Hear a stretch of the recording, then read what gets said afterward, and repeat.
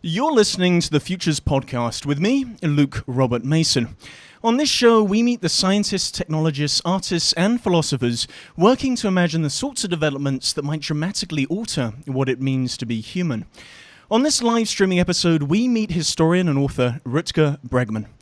To give you an idea of how this is going to run, I'll interview Rutger for around 45 minutes, followed by an audience Q&A. To help this run smoothly, please type your questions into the YouTube live chat when instructed. This will ensure that I don't miss your question, and if you're having any issues with audio, just let me know in the YouTube live chat. You can tweet about this event on the hashtag FuturesPodcast, and feel free to share a link to this stream. Finally, and it always feels weird to say, but don't forget to subscribe to this YouTube account to get alerted to all of our upcoming Futures Podcast events and episodes. Throughout history, psychologists and philosophers have made the assumption that human beings are governed by self-interest. But where did this belief originate, and what if it isn't true? New evidence suggests that humanity's success might actually be based on our evolutionary bias towards kindness, cooperation, and trust. So perhaps it's time for a radical new perspective on human nature. In his new book, Humankind, A Hopeful History, Rutger Bregman argues how this simple idea that we've evolved to be social and an altruistic species holds the potential to radically change how society functions. So, Rutger, I want to turn this over to you. What your new book is essentially arguing is that most people, deep down, are pretty decent. And I just wonder, why is this such a radical idea? You know, it sounds quite innocent, doesn't it? Like, oh, this guy has written this happy-clever book about, the power of kindness. Isn't that nice? But if you really think it through, the assumption that most people are fundamentally decent, then you realize that it actually has quite revolutionary implications. Because nowadays, so many of our institutions are designed around the idea that most people are selfish, right? Our schools, our workplaces, our democracies, even our prisons, you name it.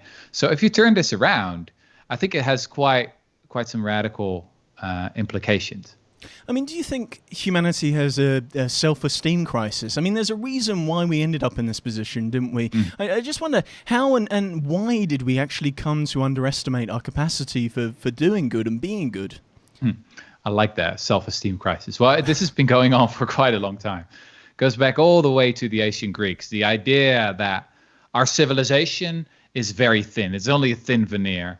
And that, especially in times of crisis, we quickly reveal who we really are, right? Savages, animals, beasts, and that deep down we're all selfish.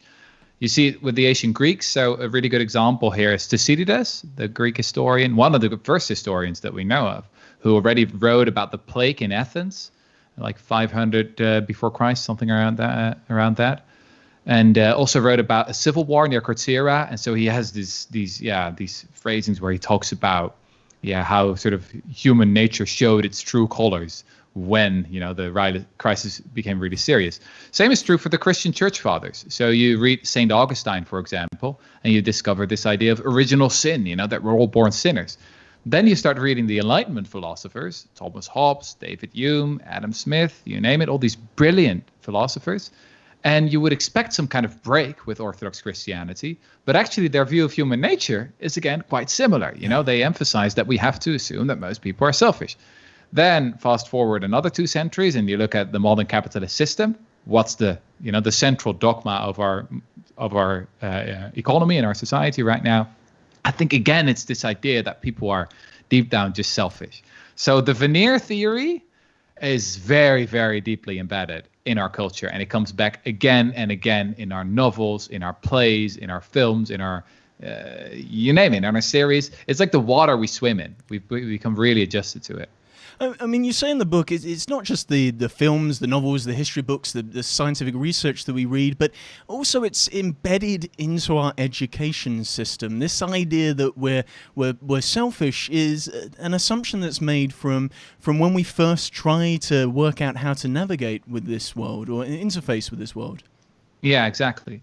I think that what you assume in other people is what you get out of them. So when we talk about human nature, you're talking about 2 things at the same time. On the one hand, you're talking about like what we really are, what we really are like. You're talking about our evolutionary history. And in that case, we got to talk about new evidence from biology and evolutionary anthropologists who suggest that human beings have actually evolved to be friendly. They literally talk about survival of the friendliest, which means that for millennia, I was actually the friendliest among us who had the most kids, so had the biggest chance of passing on their genes to the next generation. But on the other hand, when you're talking about human nature, you're also sort of talking about a self-fulfilling prophecy. Because if we buy into a certain view, then we start designing our society around that idea, and we'll create the kind of people that our theory presupposes, right? If that makes sense. So a simple example here is, let's assume you have a company and you believe that most of your employees are really selfish. Well, then you'll rely on bonuses and a strict hierarchy and a strict management culture. You won't believe in intrinsic motivation or a more egalitarian working culture. So it has like real consequences, and probably people will start behaving in a certain way, a more selfish way as well. If you turn this around and if you say, well, actually, I believe that my employees have their own intrinsic motivation. They want to contribute. I don't need this hierarchical culture. Then you can move to a very different kind of organization. So it's like I'm talking about two things at the same time. It's like what we really know from science, but also about what we can actually do if we update our view to a more realistic view of who we are.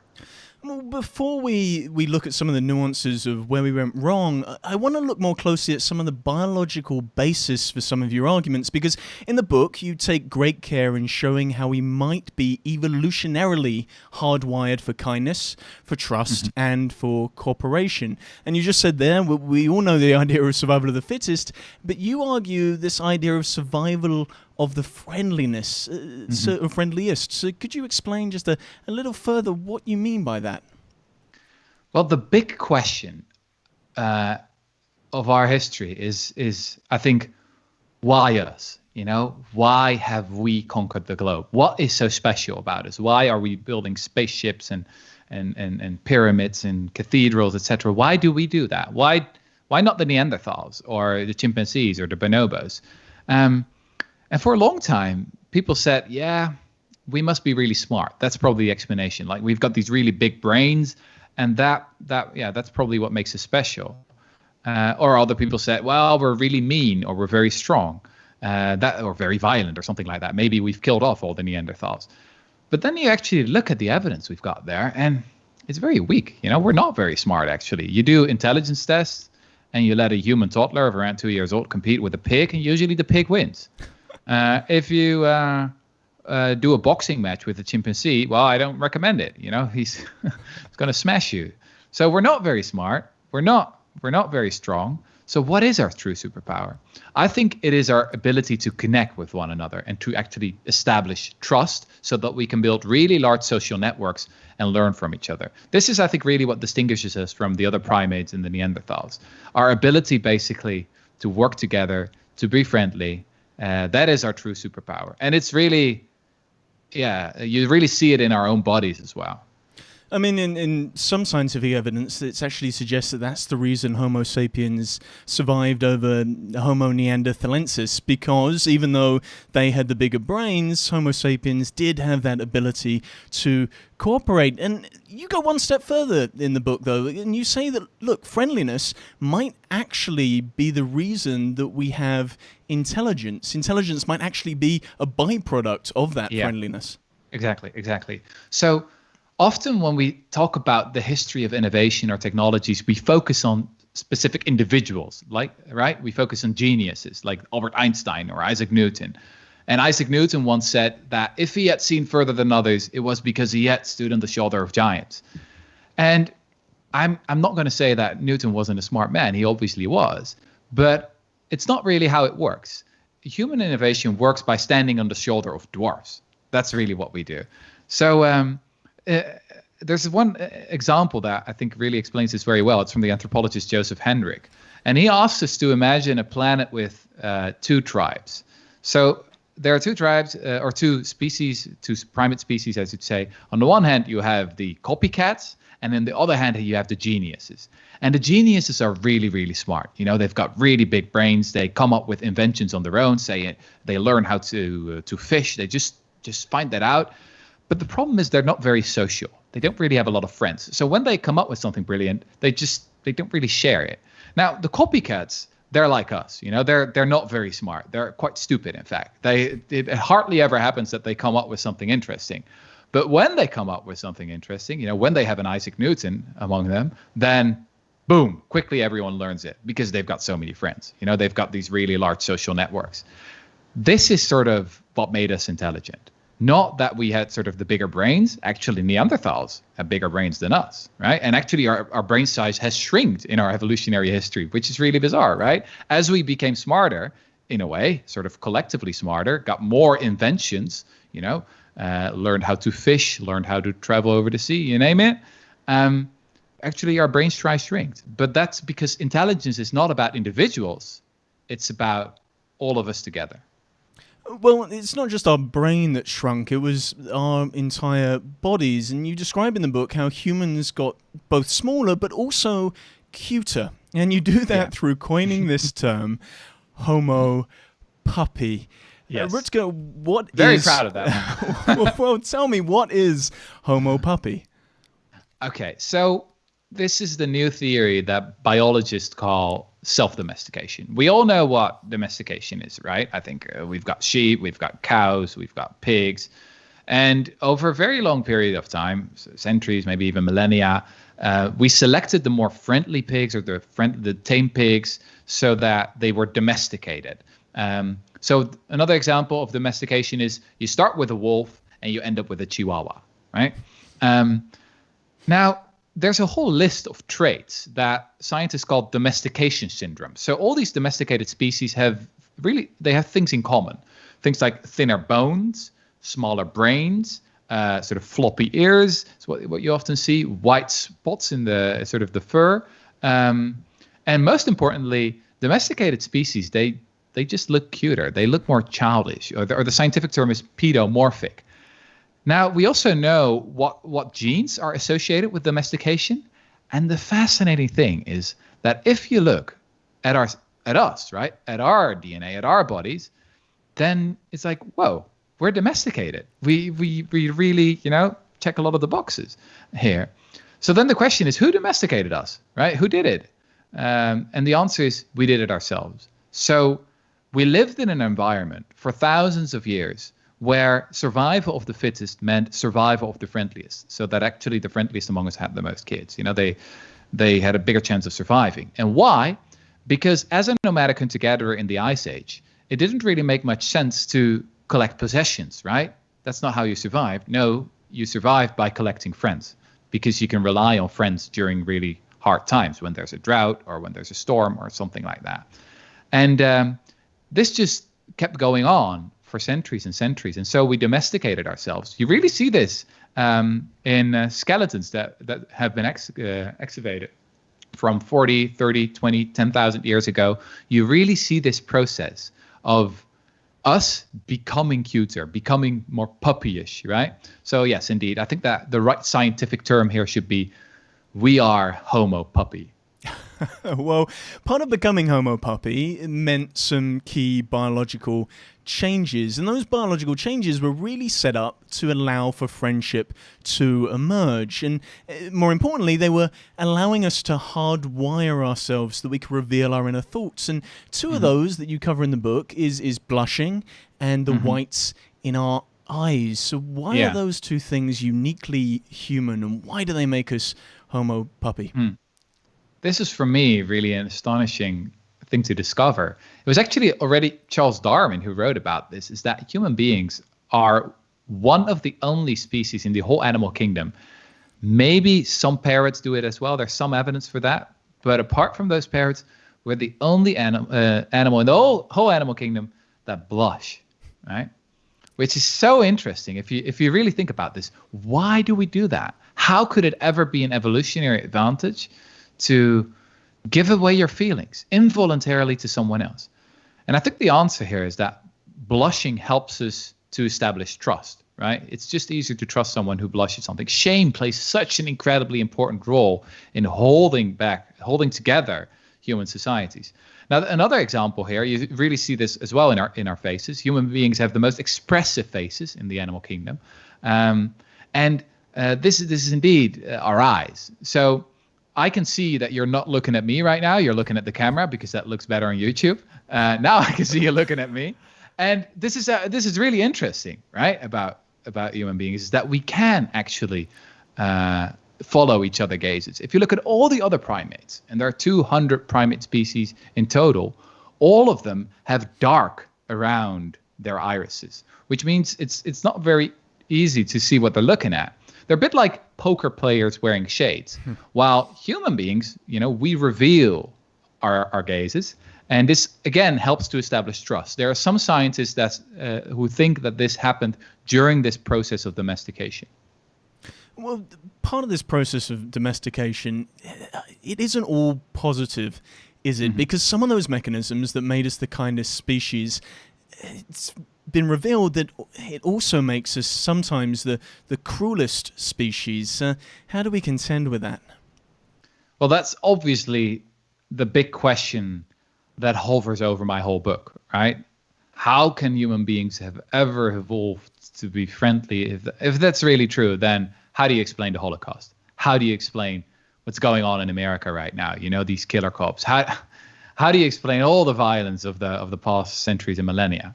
And again, the irony is that in a book about human kindness, you have to go on for hundreds of pages about all these dark chapters in history, obviously. Now, I think we can find the beginning of an answer here if we, again, look at the self-domestication theory. So there's one researcher, Brian Hare, he's an evolutionary anthropologist in the United States, who says that the mechanism that made us the friendliest species also made us the cruelest species, right? Because friendliness can morph into groupish behavior, tribal behavior, where you sort of get this in-group, out-group dynamic. Now, my own theory is that this wasn't a problem when we were still nomadic hunter-gatherers, because back then we had quite flexible networks and people often switched groups. But then when we settled down, when we started this whole process that we call civilization, we became sedentary, we became farmers and city dwellers, that's when everything went wrong. That sort of triggered something in us. I think this groupish behavior, it really went berserk. And indeed, the archaeological evidence suggests that warfare is not something we've always been doing, but actually had a beginning. For 95% of our history, when we were nomadic hunter-gatherers, we didn't really engage in wars at all. But then when we settled down, boom, explosion of warfare. And part of that is because of what you describe in the book as a mismatch, that human beings are not mentally prepared for these artifacts of modern times, such as civilization.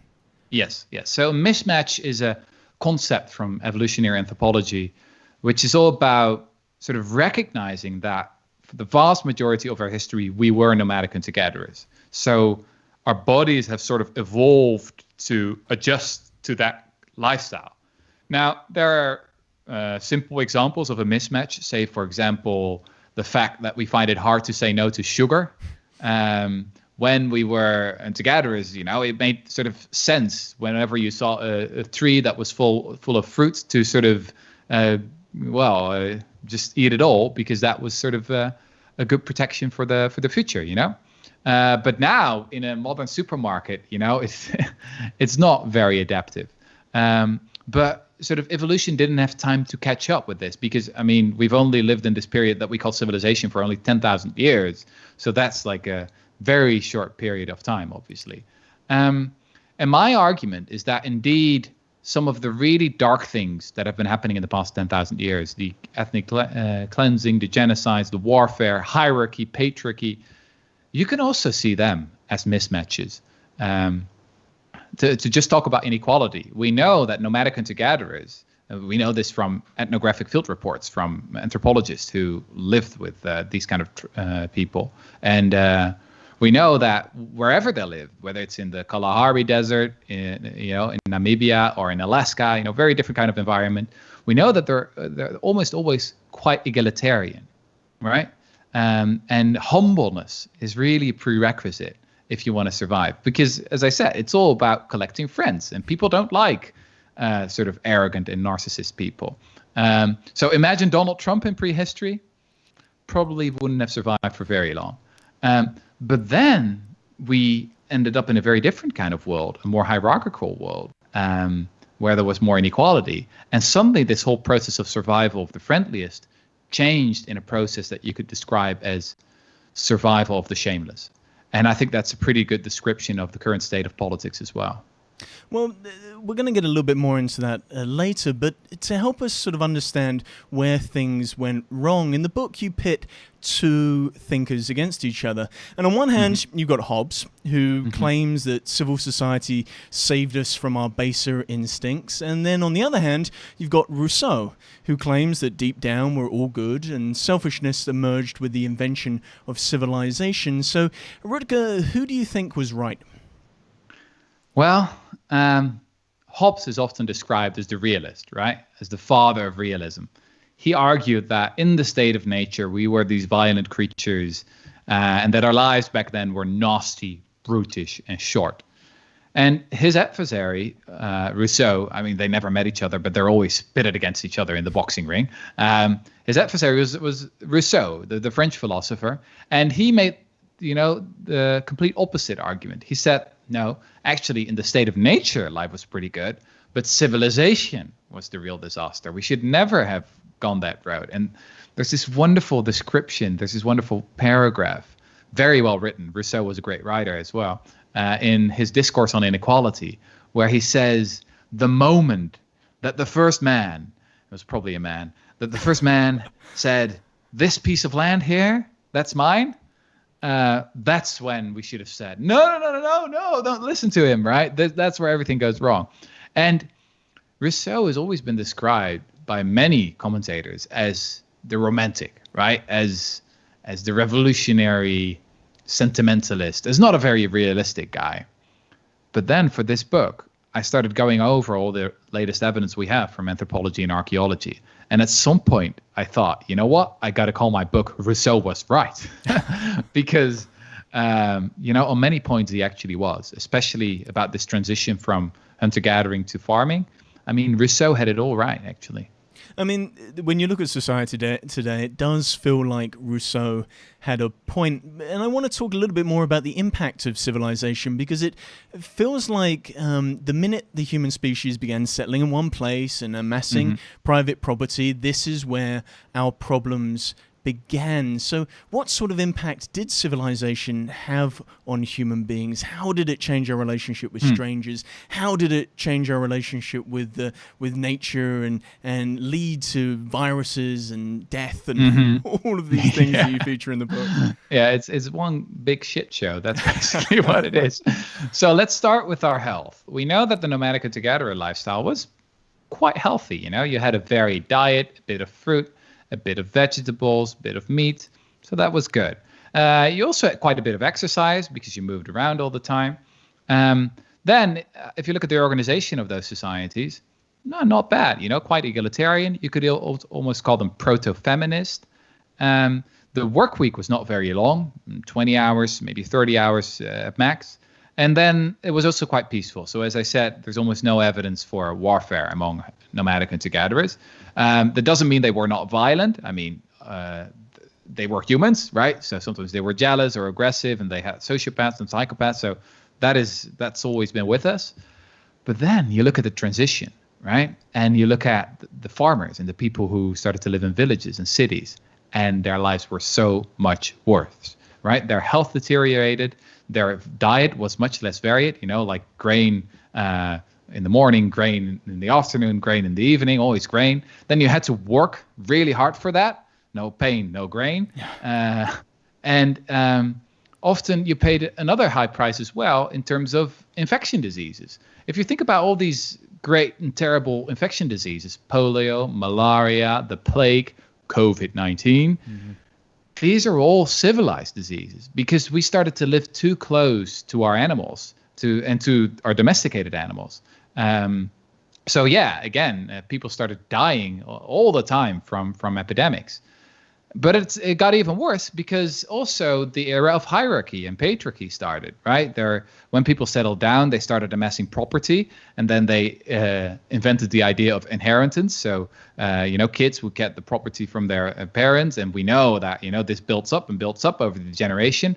Then at some point, kind of status differences became also hereditary. And then these rulers started raising armies and started fighting with each other. So you really see this whole process of warfare also starting. The archaeological evidence is quite convincing there. I mean, it feels so like... it's just, as I said, it's just one shit show, basically. Well, it feels like civilization isn't the only thing to blame here, because it's really civilization plus power, isn't it? It's how civilizations eventually are governed, because somewhere along the line we realized that these new cities and these new states needed leaders. The issue was the sorts of folk who became leaders. How is it really power is the thing that's corrupted civilization, not civilization itself? Because I want to play devil's advocate and allow for us to be a little bit supportive of civilization here. It's done a lot of good things. It just happens that... I know that some people at this point may think these guys are using highly advanced technology to talk to each other, even though they're hundreds of kilometers away, and they're sort of talking about how we should be hunter-gatherers again. That's not what I'm arguing. I'm just saying that if you look at the last 10,000 years of our history, that for the most part, civilization was a disaster. And it's only very recent, basically after the Second World War, that things started improving for most people. And yes, we are now richer and we are healthier and we are wealthier than ever, but maybe we're also dancing on top of a volcano, right? We don't know how sustainable it is. Can we still live like this 2 centuries from now? I don't know. And what is 2 centuries on the whole history of our species, right? So, but the question about power.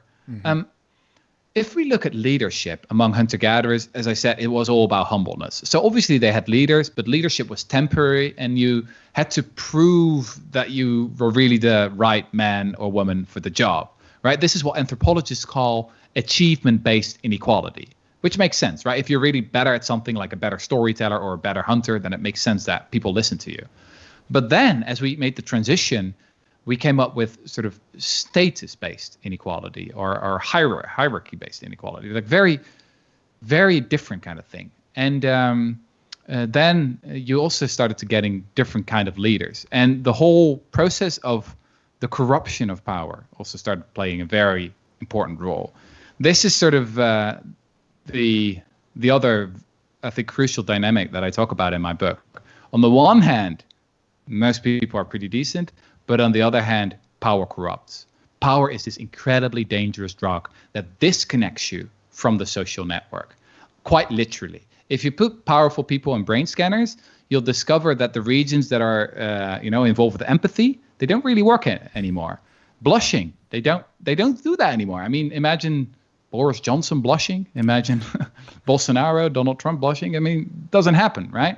So exactly the qualities that made us so successful as a species, our ability to connect, to work together, to blush, to see each other in the eye, et cetera, leaders, if they're really under the influence of this drug that we call power for too long, they lose them, right? And that is, I think, the tragedy that we see happening so often in the past and still today.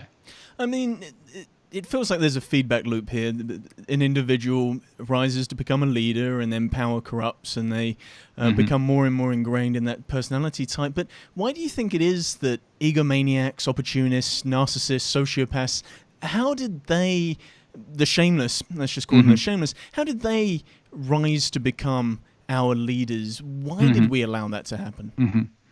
Well, as I said, for the biggest part of our history, shamelessness was a very dangerous thing to be, right? If you were shameless, you wouldn't survive for long. But nowadays, it seems to be an advantage because you can do things that the other people, they just can't because they would be so ashamed, right? And we see it on the television all the time. We see leaders doing things that like, God, why? Like Dominic Cummings, why isn't he gone yet? It's just, he must be, like, that's the kind of shamelessness. Most of us would be sort of in the corner of a room, like, okay, sorry, but he's still there. So we've created an environment, a kind of democracy, we call it a democracy, and also a mediacracy, where the shameless people can do things that other people just can't. And I think that's a real indictment of our current political system. And it's a suggestion that we should try and move a genuine democracy that will be much more egalitarian and will be much better at keeping those who are in power in check. On reading the book and you mentioning blushing and how the leaders rise to shamelessness, I couldn't help but think, I wonder if that's why Donald Trump uses so much fake tan to hide his ability to blush. And I think it's interesting what you also say in the book is how we used to deal with the shameless members of our tribe. Those who developed those superiority complexes, they were cast out of the tribe. Yeah. Do you think that we should do the same with billionaires? Well, you know what my position is. I think we should tax the hell out of them, right? I think that billionaires are, how would we call it, a policy failure, right? Billionaires shouldn't exist. I think the fact itself that billionaires are there it proves that capitalism is failing. I mean, a healthy kind of capitalism would spread the wealth around, right? Would make sure that everyone has a certain amount of venture capital so they can start a new job, move to a different company, and make their own choices in their lives. If a billionaire exists, that suggests that someone is rent seeking. Someone is just collecting rents. No person can be so brilliant or so smart whatsoever. And remember, we're all dwarfs anyway. I mean, individually, human beings are not that special. Like almost all of the wealth that we get because of the work of someone else, right? 60% of our income is dependent on, the country in which we live, which is pure luck. Then there's like 10% gender, 10% race. Then you've got like 20% socioeconomic, like your wealth, etc. I don't know, like real skills, like the real effort you put in yourself. Maybe that's like 5%. And even then you could argue, philosophically, does the free will really exist? Right? Isn't that also just a matter of getting the right genes and being lucky there? So I think that in a healthy, sane society, you have much smaller differences in wealth. And the burden of proof is always on the rich. So the rich have to prove that we really need this kind of inequality, that everyone will benefit from that. And if not, then it can't be justified. Well, let's have in the sort of theme of your book, let's have a little bit of empathy for those in power for a second, because what they're really caught in is the power paradox. For them, power is this corrupting force, and perhaps it's even similar to a psychological disorder, this Machiavellianism that they seem to possess. Do you think we should be more empathetic for people who end up in these trap situations? We should consider them very they're lost and lonely in this position of power. Is there a way perhaps we as a collective can help? I like the suggestion. So I always think we should make a distinction between sort of condoning and understanding, right? And this is even true for people who do the most horrible things. I've got a chapter in my book about terrorism, right? Which you would never want to condone in any way. But I do want to understand why someone blows him or herself up, right? Why do suicide bombers do what they do? And if you start researching this, you'll discover that many of them do it not because they're ideologically motivated, but actually the opposite. They don't really know a lot about the Islamist ideology, for example. There were people going to Syria with a book like Quran for Dummies in their backpack, right? They had no idea what they were doing there. So why did they still do it? Because they were motivated by comradeship and friendship, and they wanted to be part of something bigger. They wanted to have some kind of destiny in their lives. That's not condoning. That is understanding. It's understanding the kind of systems that create this behavior. And I think we should do exactly the same thing with those in power, right? It's sometimes important, though, to use the power of shame, right? Sometimes there need to be casualties. And I know that in this era of Twitter and social media, the group can go overcorrect a little bit. We've seen the incident in Central Park a couple of weeks ago, with this woman, this terrible racist behavior in which she sort of faked that she was attacked by an African American man and called the police. And, she was destroyed in the days. She quickly lost her job. And the man himself, the birder, later said that he sort of felt that it was maybe a bit too much, right? That her whole life had been destroyed over this one, even though still horrible incident. But then I think, maybe that's collateral damage. Maybe that just happens. Shame can be really a nasty thing. think about the shame of poverty. But then on the other hand, imagine a society without shame. That would be hell, right? Shame is a very important force that sort of glues our society. And if we need to shame those at the top, so be it. Well, the problem then becomes, how do you shame the shameless? I think Donald Trump's armor is the fact that he feels no shame. That's the reason he's able to maintain his power. And there's so many ways in which those in governance are able to maintain their power, whether it's through war or even through religion. And you focus in the book on the idea of God and how God emerged to keep tabs on the masses. In other words, God became this all-seeing eye. If we weren't able to look each other in the whites of our eyes anymore to work out whether we trusted each other, then we needed some overarching force to be looking at what we're doing. And it feels like in a secular society, God is now the NSA or social media shaming. So how do we overcome these ways of power being maintained? Is it even possible?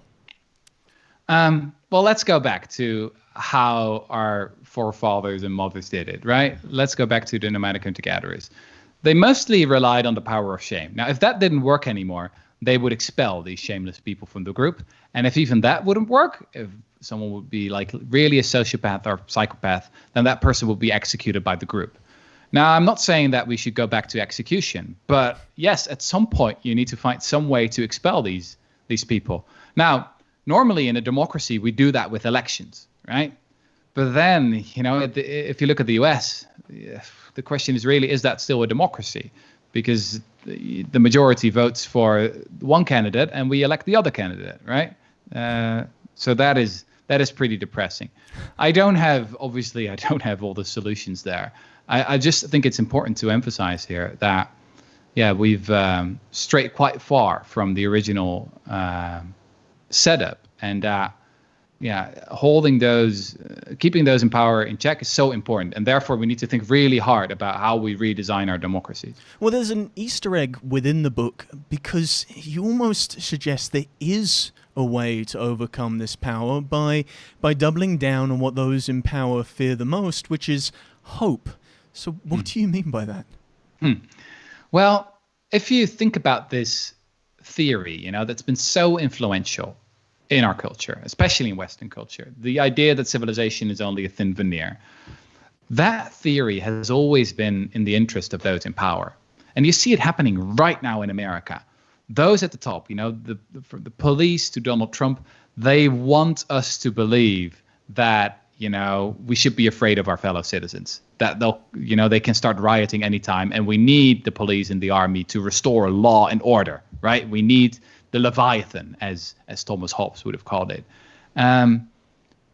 So the cynical worldview has always been used as a legitimization of power differences, of inequality, and of hierarchy.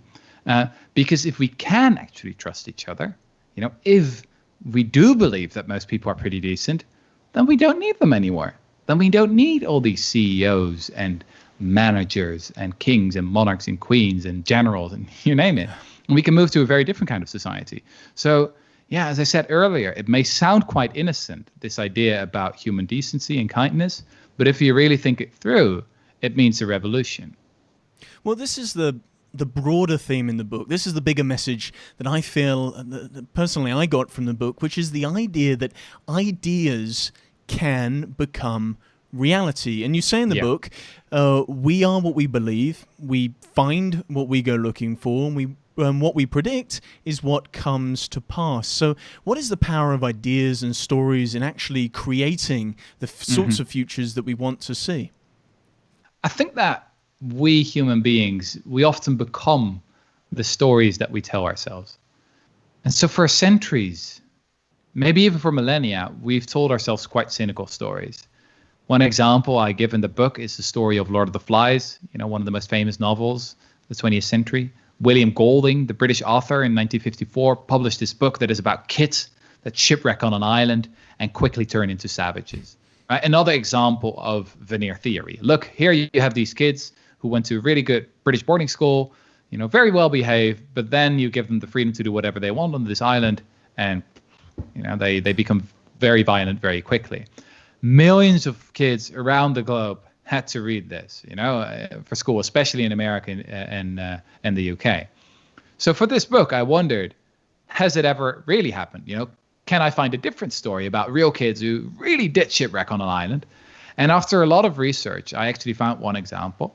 In 1965, the island group of Tonga, there were 6 kids who were students of an Anglican boarding school, and they didn't like school. They thought it was boring, and they hated the school meals. So they said, you know what, we're going to go on an adventure. We'll borrow a boat, and we're just going to go exploring. Now, the first night, they ended up in a storm. They drifted for 8 days, and they shipwrecked on this island called Ata, which is a volcanic island, really like a rock island that sticks out of the ocean. And somehow they managed to survive there for 15 months. And how did they do it? Well, by behaving in exactly the opposite way of the kids in the fictional Lord of the Flies. So the real Lord of the Flies kids, they work together really well. There were 2 of them who would be on the lookout, 2 would tend to the garden, and 2 would be cooking. Sometimes they ended up in fights, but then what would they do? One would go to one side of the island, the other would go to the other side of the island. They would cool off a little bit and then come back and say sorry. They survived in this way for 50 months, even though there were really hard times, right? At one time, one of the children broke a leg, and they actually healed that with traditional medicine. Actually, there were storms. Sometimes they were really thirsty. But then they were rescued at one point by an Australian captain named Peter Warner. And I managed to track down this captain and 2 of the original kids, who are now 70 years old. And so they told me the story of what really happened. And you know what? They're still the best of friends today. They go out fishing every now and then. And even more exciting, now Hollywood is going to make a movie about this, so that finally we can get a bit more hopeful and optimistic story about what happens when kids shipwreck on an island. Now, obviously, I know this is not a scientific experiment, right? And I don't know if any parent would ever say, well, take my kids and drop them on an island for the sake of science. Yeah. But it is a fascinating story. And so if we still tell millions of kids the fictional Lord of the Flies, right, if they have to read that for school, it's fine. I think in a way, it's a good novel. It didn't win the Nobel Prize for nothing. But then let's also tell them about what really happened when real kids shipwrecked on a real island, right? I think that our kids deserve to know that as well. In many ways, the thing I worry about with that story is whether Hollywood is going to sensationalize it. It's going to become a mashup of the real story and Lord of the Flies. But really, when you're looking at the nuances of how these ideas affect culture, you look at this thing called nocebo. Now, we're all aware of placebo, but nocebo is the negative version of that, and that seems to function so much in society. And why is that? Yeah. Well, if we start with placebos, I think that many people don't realize just how big placebo effects can be, right? They're really, really important in healthcare. If you, for example, look at antidepressants, there is some evidence that they work, but the placebo effect is that's where we have the real good evidence for, right? And this is true for so many things in healthcare, is that the placebo effect, that just people believe that something's being done, someone's helping them. This really works. And I think, again, there's probably an evolutionary reason for this, right? Because, I don't know, just the feeling of that someone's helping you, that is already in a way is healing. And we also know that the more extreme placebos have a bigger effect. So an injection, for example, is a more effective placebo than just a small pill. And one of the most effective placebos is called sham surgery. So what you do then is, you bring someone in an unconscious state, and then when the person wakes up, you say, it was a huge success, the whole operation, and you didn't actually do anything. You just went to get a coffee. And we've got some really good evidence that in a huge amount of cases that this works almost as well, or sometimes, or gets like a similar result as to the real thing, the real surgery. Now, this works one way, but it also works the other way. And this is indeed what we call the nocebo. If people believe they'll get side effects from a certain drug, for example, if the doctor says, beware your side effects, they're probably going to develop it because you get what you expect. And I think that our view of human nature works a little bit like either a placebo or a nocebo. So if you believe that most people are pretty decent, then you're probably going to treat people in that way, and that's what you're going to radiate, right? That's sort of your whole attitude to life, and that's going to be contagious. Everything is contagious in human societies.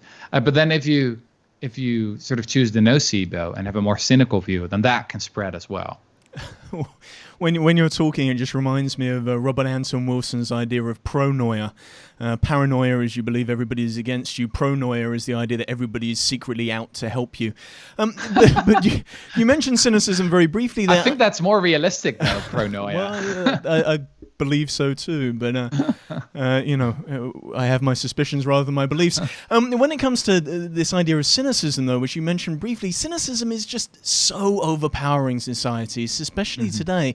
And in a weird sort of way, cynicism has become that theory of everything, and we're constantly caught in that trap of the cynic always being right. How do we overcome that? I mean, surely you must have had cynical kickbacks to the sort of ideas that you've presented in this book. I mean, what are the challenges of standing up for human goodness when the opponent really is the cynic?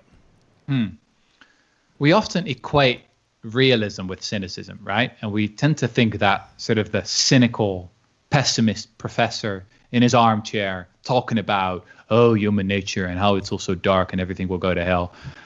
We often tend to look at that and think, that sounds really wise. That's really smart. That's like a real intellectual over there. It's also when you make prophecies of doom, like, this is going to be a disaster. That's going to be a disaster. It's always fine. It's always fine. If it doesn't happen, then you can say, it's because of I warned everyone for it. And if it does happen, then you can, it did happen. The people who are hopeful or optimistic, they are in a very different situation, right? They are right, but could be wrong any moment. And people always expect, maybe you're right. It's true right now, but actually just wait. Just wait. It's just around the corner. And so what I try to do with this book is to redefine what it means to be a realist. I think that the cynics are really naive, and I believe that it is realistic to be hopeful.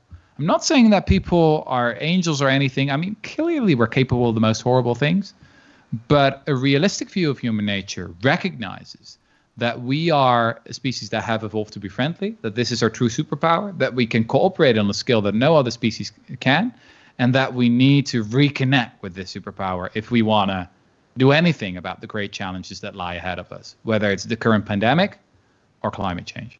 So in other words, what you're saying is what you assume in other people is eventually what we will hopefully get out of them. Yes. That is simply what it is. And in a way, I mean, it's almost ridiculously simple, right? There's at one point someone said to me, Rutger, this is The Secret.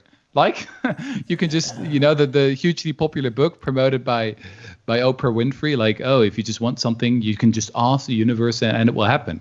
Now, that's obviously total bullshit, and it's a way to legitimize, very big inequalities.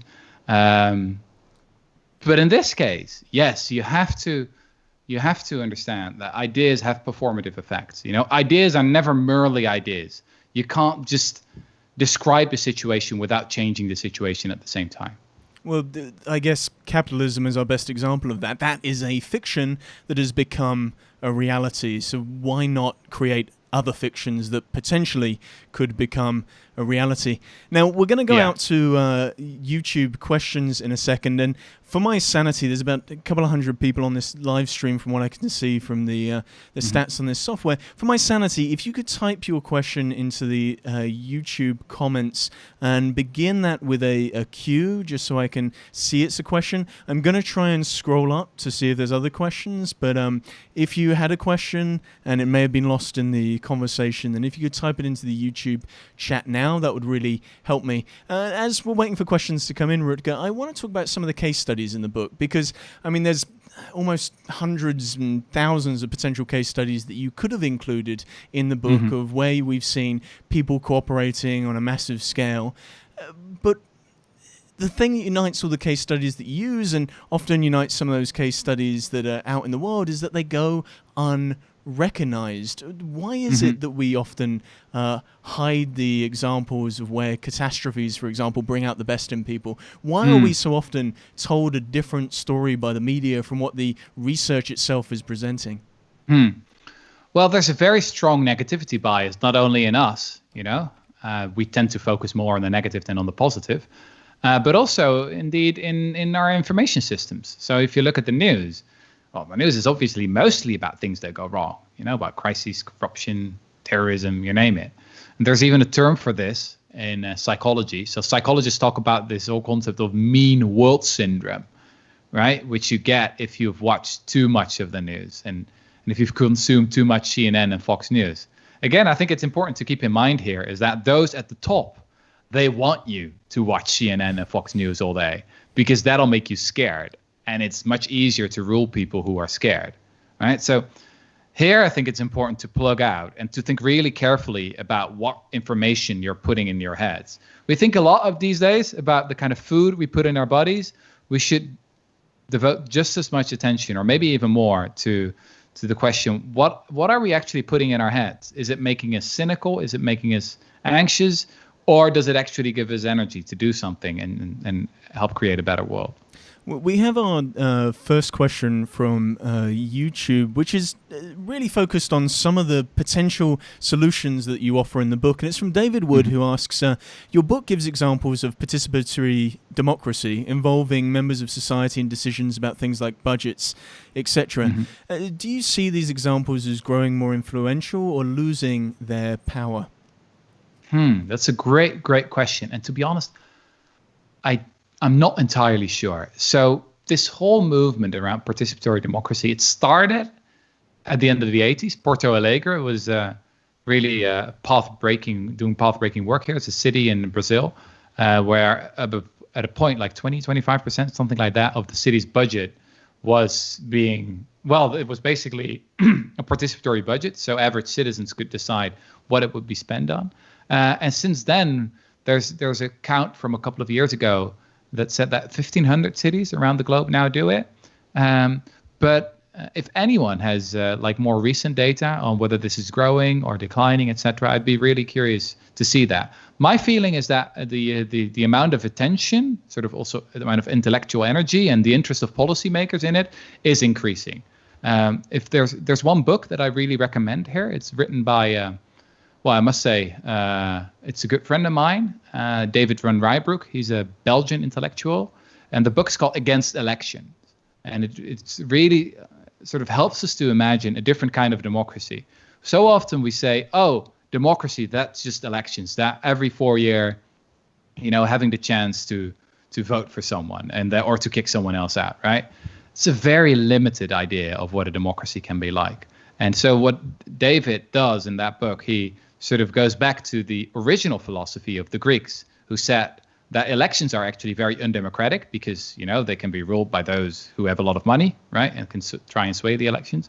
And a real democracy randomly selects citizens from the population to be a politician every now and then. Now, that sounds quite crazy, but there have been a lot of experiments with that, and it works really well in practice. I mean, in many ways, some of the solutions that you offer in the book are a return to the idea of the commons. You say it's one of the ways we can move from cynicism to engagement, from polarization to trust, exclusion to inclusion, complacency to citizenship, corruption to transparency, self-interest to solidarity, inequality to dignity. I mean, you're really a proponent of the idea of democracy through the commons.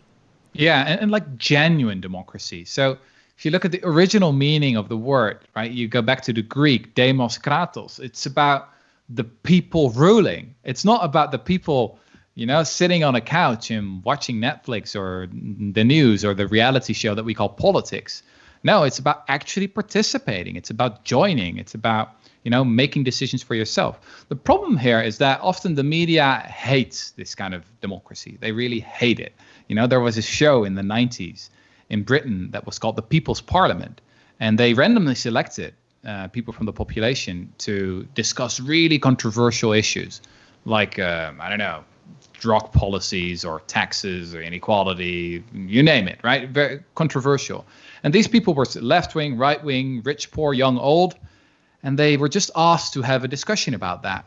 And why did the media hate it? Why did Channel 4 pull the plug on after the first season? Well, because their discussions were just really rational, and they came up with these very reasonable compromises. It worked really well. So it was very boring compared to the show that we normally call politics. This actually works.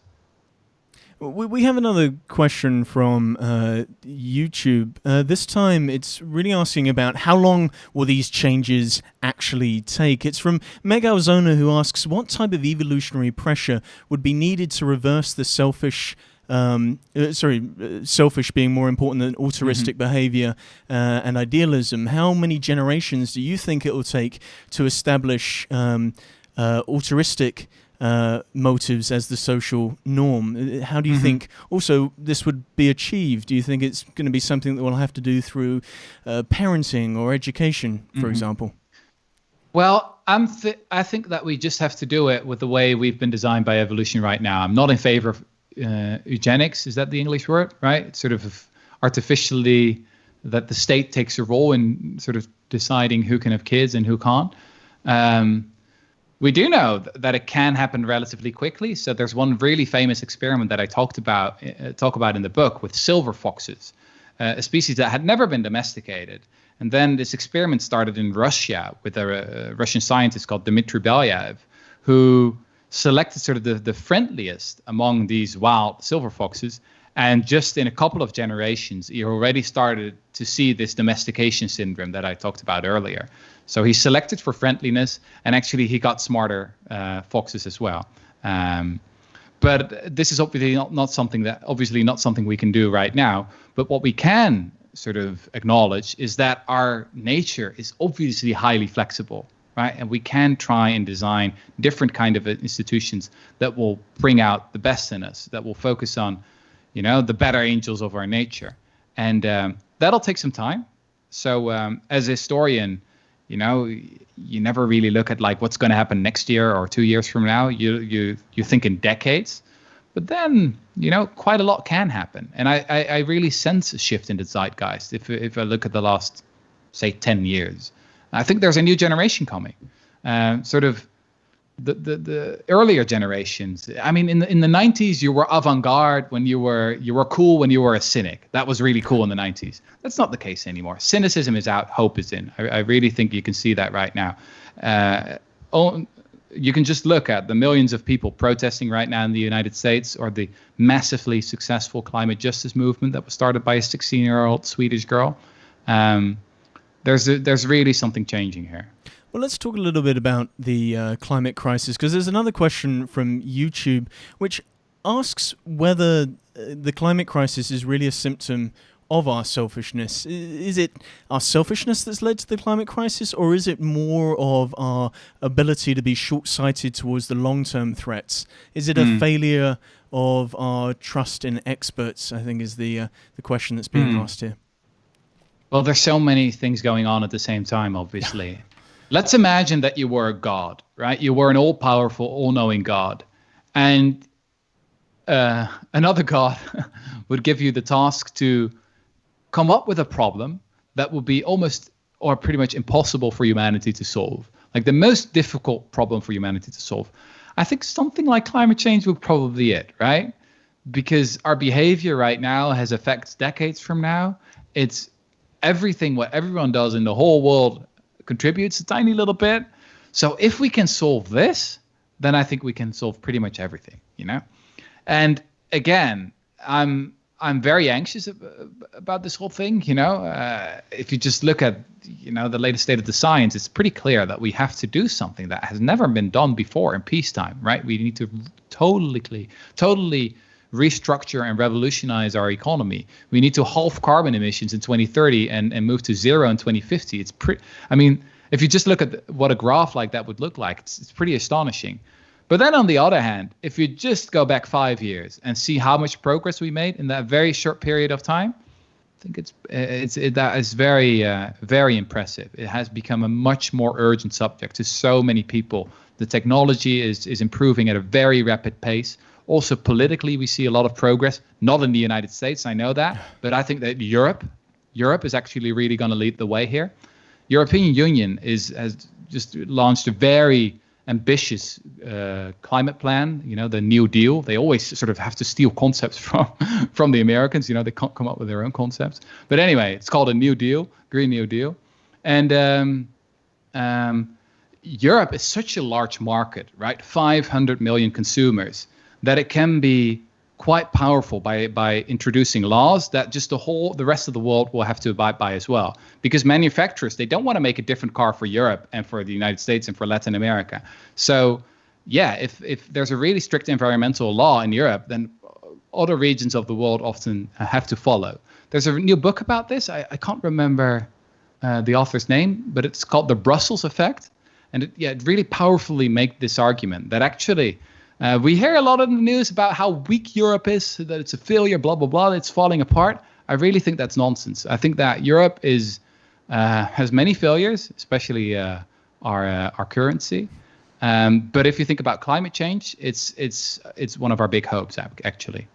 We have another question from YouTube from Maria. This time it's about the individual versus the collective. And she says, so individual optimism is a political act. Isn't this delegitimizing collective action? And I guess another way to phrase that, Rutger, is to ask whether the change really comes from us as individuals or us as the collective. Oh, I think that's a great question. And maybe I didn't explain this well enough, or I haven't been clear enough. I think that individually we should be way less optimistic, actually. I'm not at all into self-help I couldn't resist writing about a couple of rules for life at the end of the book if you really adopt this view of human nature. But real change always comes from the collective. It always comes from the moment that we redesign our institutions. People are produced by their collective institutions. So I often think that we have too much individual optimism and too much collective pessimism, and we should turn it around. Collectively, we can be a bit more optimistic, or I would say hopeful, while individually, cut yourself some slack. It's just, you can't always achieve what you want, and that's fine. We have another question from YouTube. I think that's quite important, actually. You can't always achieve what you want, but you'll find sometimes that the outcome is what you need.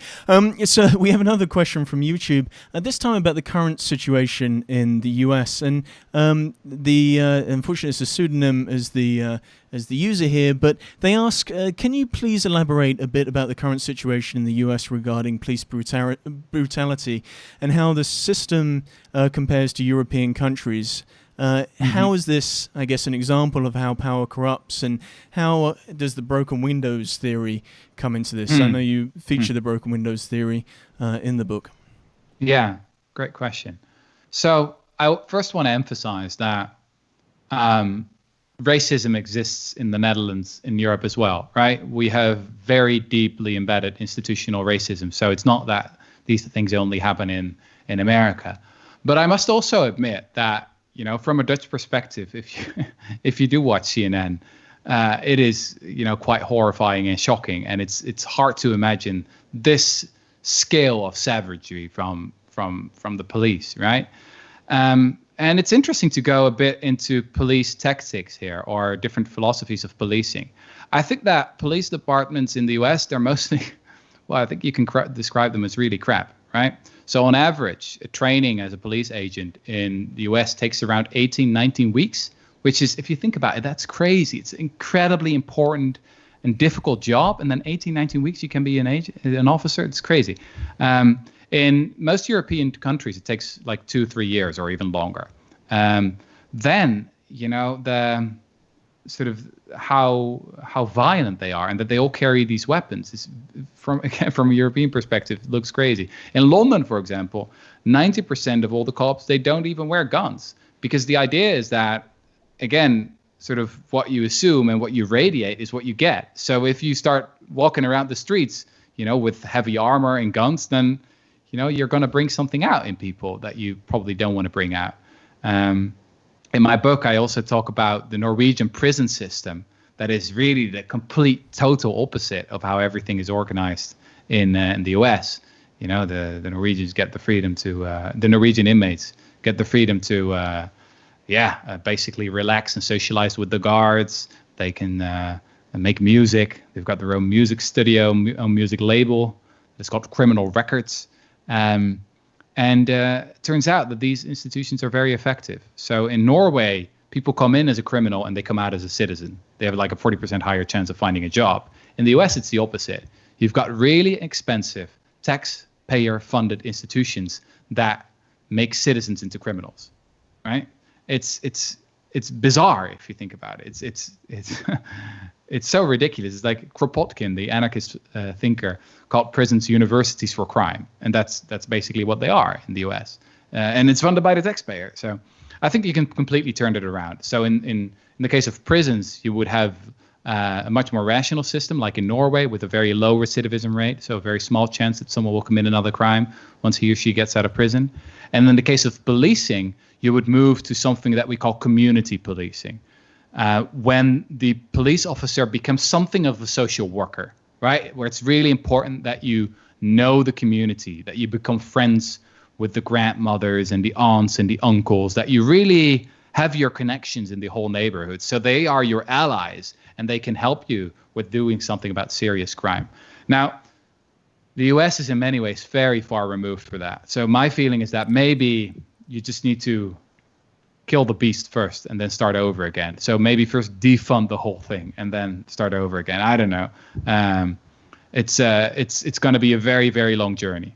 I mean, it feels what's at the center of the current, and it's so difficult to white men talking about the current crisis in the US, but what it feels like is that the center of that is the idea of dehumanization. And you wrote a fantastic Facebook post recently on the launch of your book in the US, where you said, if you don't look at the people you're policing as human, then you begin to treat them inhumanely. And equally, don't you think the protesters, and it's difficult to say, but don't you think the protesters have to also have empathy with the police? We've seen successful de-escalation when the police have had empathy, and that's created empathy in the protesters. We've seen police, for example, kneel, and we've seen successful de-escalation when that occurs. So how do you think empathy is the way out rather than escalation, a form of de-escalation through acknowledging our human kindness? I totally agree. And I think that's actually what's happening. I mean, the vast, vast, vast majority, can't emphasize this enough, of protesters is peaceful. And even with the protesters who are peaceful, you know, I just saw this tweet today of the son of Martin Luther King who said, I will never condone violence, you know, never. I will never justify it, but I can understand it. Right? I mean, it is understandable. Martin Luther King himself said that a riot is the language of the unheard. And the real perpetrators here are obviously those at the top, right? And it's such a dark truth about us as a species that we can become these monsters who, you know, put our knee on someone else's neck and just do it for more than 8 minutes and just totally dehumanize someone and just do something like that. There's a long and complex road to that, though. Some people sort of were quoting the Stanford prison experiment as an example of, oh, this just happens. You put someone in a uniform and then they become these killer cops. I don't think that's true. And in my book, I have a chapter about the Stanford prison experiment where I try to show that actually it was a hoax. You know, it shouldn't be used in textbooks anymore because these students were specifically instructed to be as sadistic as possible. Many of them said they didn't want to do it. And then the researcher, Philip Zimbardo, said, come on, you got to do it because I need these results. So it's like fake science, shouldn't use it anymore. But then still, we know that it can happen, that people can become really sadistic. And often they destroy something within themselves as well. This is something we know from wars. So take the war in Vietnam. Soldiers who went to Vietnam were much better brainwashed and conditioned than soldiers in the Second World War. So many of them came back and had actually succeeded in killing someone else. And what did they get? PTSD. So they were traumatized because we're just not born to do this. Sex is something we intuitively like because it's good for the species, right? And we survive as a species. Eating food is also something we intuitively like, and it makes sense. Now, violence, we're capable of the most horrific violence, but often, you know, we destroy something within ourselves as well, which suggests to me that even though we're capable of it, we're not born to do it. I mean, to some degree, should we be just more aware of ourselves, our own acts, and our own behavior? You say in the book one way out of a lot of the situations we find ourselves in society is through engaging in non-complementary behavior. In other words, to turn the other cheek. And what would a society where we did that, a society based on trust, actually look like? Do you think we can ever get there, or is it a very hard road? Well, some places are already there. So I talked about the Norwegian prisons. These are like non-complementary institutions where indeed you have people who did terrible things. You know, they murdered other people. They sometimes raped other people. These are not like nice guys or anything. But then the Norwegians say that they don't want to sink to their level, right? So they're punished, obviously. They lose their freedom, so they have to stay in the prison. But then in that prison, what the Norwegians try and do is to make citizens out of them who become, law-abiding, tax-paying, etc. That takes real courage to do something like that. You go against your immediate intuition, right? Your immediate intuition is you want vengeance. You want sort of this immediate justice. But sometimes real justice looks very differently, I think. It's sort of about really trying to heal something there.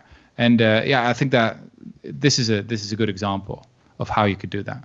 We have another question from YouTube, this time from Bruce Duncan, who's asking about some of the antidotes to selfishness. And in what way, Rutger, do you believe that listening plays a role as an antidote to selfishness? I guess in the book you talk about some of the rules that you have for how we can move towards a more kinder society, and one of those is being more passionate and understanding the importance of passion over something like empathy. So I guess how would that operate? How can we achieve a more compassionate society?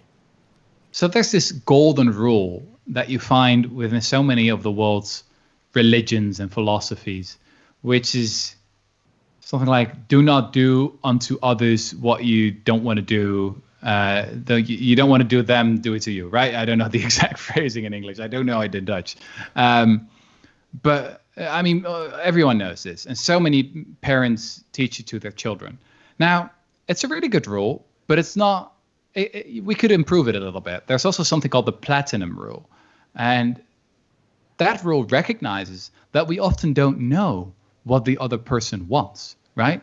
Actually, the taste of that other person may be different. So maybe what you want is not the same thing as that other person wants.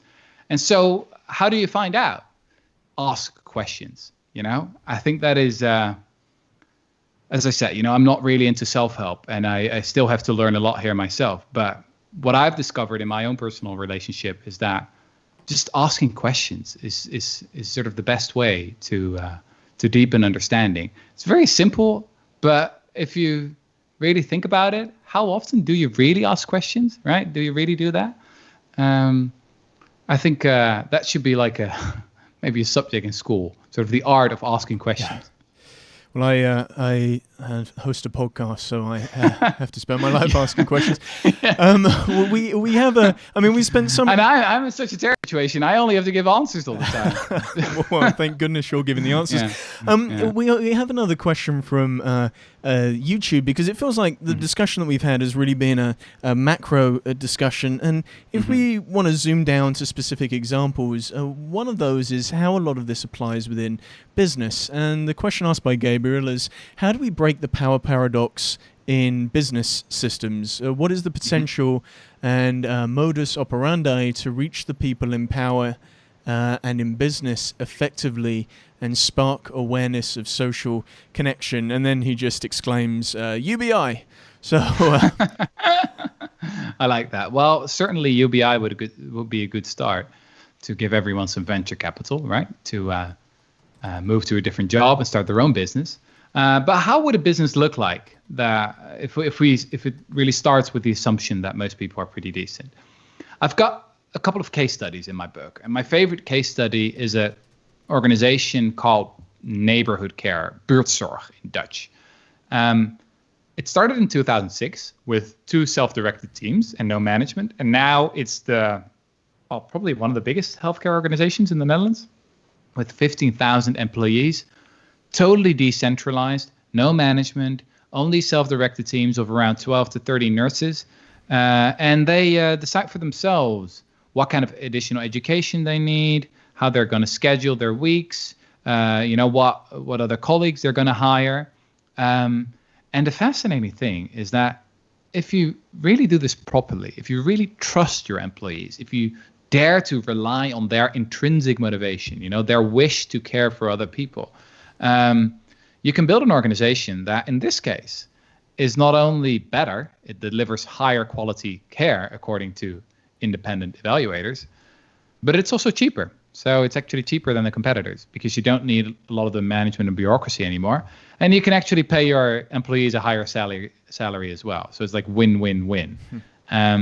This has been really a revolution in Dutch healthcare, at a time when the government tried to introduce market forces, more competition in healthcare. They totally went against that direction. And they won. They really showed that it can be done.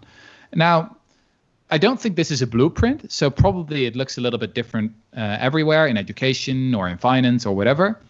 But I think it's really inspiring, and I do think the idea, sort of the basic idea, sort of decentralizing, relying less on hierarchy, relying more on the intrinsic motivation of your employees. I think that can be done in other organizations as well, and I think it can also be scaled up. So ultimately, what you're talking about is that we have the ability to reform things like civilization and reform things like capitalism. You're not taking an anarchist, primitivist view, are you, in any way, shape, or form? I know you've been accused of being an anarcho-primitivist. That's a very difficult thing to say. But you've been accused of that. That's right. Yes. You've been accused of that a couple of times. Yeah. I don't really mind, because I think that sort of the basic worldview or the view of human nature of anarchists is correct, right? The anarchist philosophy is sort of 2 simple dogmas. Most people are decent, power corrupts. I think the only problem with anarchists is that they're not very good at building institutions. I mean, remember Occupy Wall Street? It was a very successful movement, but then it found it hard to make real changes because so many of these activists, they don't really want to take the additional step of actually going in government or actually trying to change an institution. So what I think we should do is to take this philosophy and to try to apply it institutionally. So at one point I had the idea of writing a book called The Anarchist State. Now that sounds ridiculous, I know, because anarchists want to abolish the state. But what I mean is that we can maybe have a state that thinks a little bit like an anarchist. So what would that look like?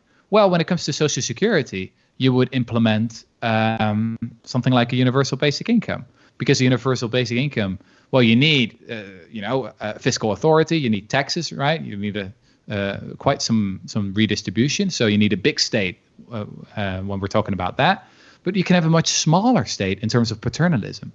And I think that people are starting to understand this now. Our parents had these boring debates about capitalism versus communism, and they were traumatized by the Cold War. But now there's a new generation that sort of dares to think differently or go between the lines, right?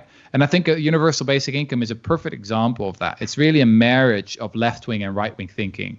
Left-wing in terms of redistribution and eradicating poverty, right-wing in terms of freedom and just freedom from interference from the government there, and just making your own decisions.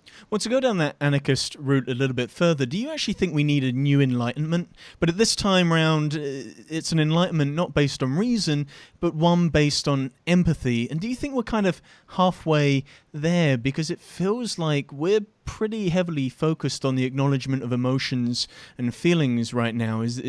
Are we halfway down this a new enlightenment of acknowledging these very human traits? Well, I think we need both of these things, right? So when you're talking about those people close to you, you can sort of rely on your intuitions. It's quite easy to be nice and to believe in the friendliness of those people who are close to you, your friends, your family, your coworkers, your neighbors. And the communication will be quite easy as well, because your body has been designed to trust other people, right? You can blush, you can look on another in the eye, you have this very expressive face. But when it comes to those other people far away, the strangers, the immigrants, the people who are unlike you or are more abstract, right? Then you need your rationality. Then you really need to use your rationality to remember that they're actually just like you. And in that sense, some people say that, Rutger thinks that people are just kind and we just need to reconnect with our inner emotions. Well, if it comes to sort of really, when we're talking about the strangers and the immigrants and the terrorists and the criminals, we have to actually go against our intuitions, because our intuitions are leading us astray. Ultimately, you believe that we need to see everybody as fundamentally human, and although that feels weird to say and feels so obvious, it feels like something that in society we've to a degree forgotten. There's another question from YouTube here, which is from Alex, which seems a little fatalistic, but he's asking, how do we curb corruption in capitalism with a political system that's based around elites and clientelism? Protesting can work, but with the current opposition that we're seeing, the state opposition that we're seeing, do you think, in actual fact, protesting might be suppressed? So, in other words, how is it possible to fix a corrupt system within a corrupt system? We're going full Inception right now. Yeah, well, you need to do so many things at once. So, yes, you need to protest. And yes, you need to join organizations like a labor union or whatever. And yes, you also need to vote, not only at sort of the national elections, but also the local elections. That may be even more important. You need to do all of those things at once. And we need to recognize that in any movement that tries to change the world, there are different roles to play. So often, people sort of say, sort of want to pick their favorite role. And they say, I like Greta Thunberg, she's cool, but I don't like the Extinction Rebellion anarchists, right? Or I like the peaceful protesters, but I don't like the rioters. Or I like Occupy Wall Street, but I don't like Thomas Piketty, like the French economist. He's too mainstream, right? It's so pointless. All of these people are necessary, right? There are different roles to play in every movement. For